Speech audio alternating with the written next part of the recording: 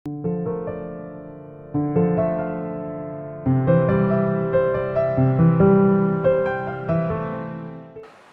people who think that women are not capable of doing anything, I would like them to wake up and know what women are capable of.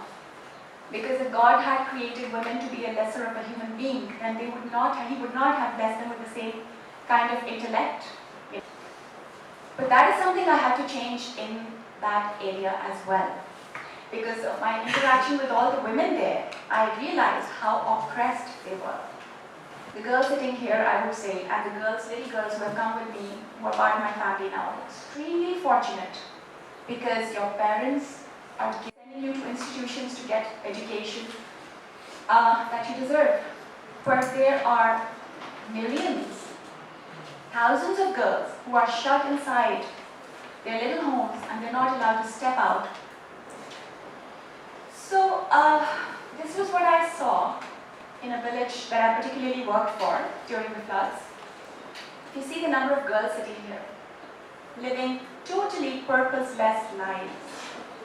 I'm sure with a lot of talent that they're born with, going to complete waste. If you look at the hygiene factor, see how they are dressed up, see how they are left on the streets. They are objects of abuse, neglect, abandonment. They are human beings, but treated worse than animals. This is something I had to change. This is something as a teacher, because that was my responsibility. I was teaching kids coming from privileged families in comfortable cars or means of transport, and I had to do something for the ones who couldn't afford this for themselves. And it was a huge step. It was a struggle that I was I don't know why I was leading myself into it, but I just thought that I had to do it. Because I had developed this third eye, like Allah Iqbal said, "Jo dekha hai maine auron ko bhi dikhla de." Why was I the one who was looking at these things, and why were my friends or the people I was acquainted with not looking at them? I started to share my feelings with my friends and people I knew. They started to understand as well. So, our duties, the reason we are here, the reason we face such discrimination, the reason we are not living equal lives. Of course, this is God's system. He has given some people more authority so that the others who are given less authority can work with them.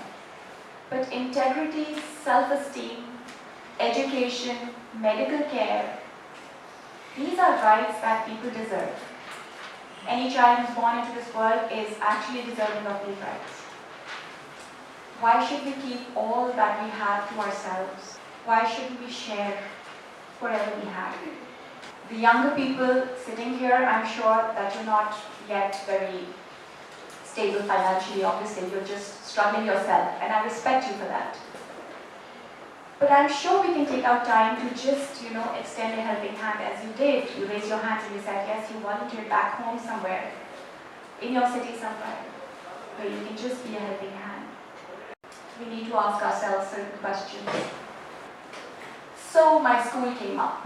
I was teaching here at a school, O and A level students. I had a full-time job. I had my own family to take care of. But I had to do this.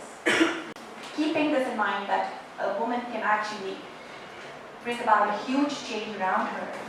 She's the one who's responsible for taking care of her kids' education as well. I mean, the dad is equally responsible.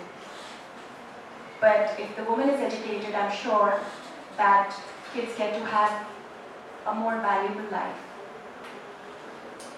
So that's what I did. I bought a piece of land. There was a lot of resistance. I was dealing with Pakhtun people. They had no idea what I was going to do, and they thought that I would be bringing in some kind of a revolution where the girls would start to rebel against them, and they would stand up against them and say, oh, we have these rights, give us our rights.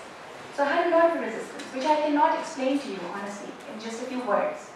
But I managed it. If you look at the women here and the children here, they're just very anxious. The mothers are very anxious, they're very illiterate, but they want the girls to be educated. So I had about 30 girls enrolled because It was a completely illiterate village that I was dealing with, so I couldn't have bigger girls. I had to start from the grassroots level. Look at the excitement in this child's face. She was an orphan girl. I still remember her. I still have her in my school. And this was something like a novelty for her, to be able to get to a school and to be able to learn art from me. That's what she's doing over here. So the girls that I took in 2012 in my school are now in grade 7 in 2019. And this is how far they've come. So a little step that you take, you cannot imagine how it can turn people's lives around.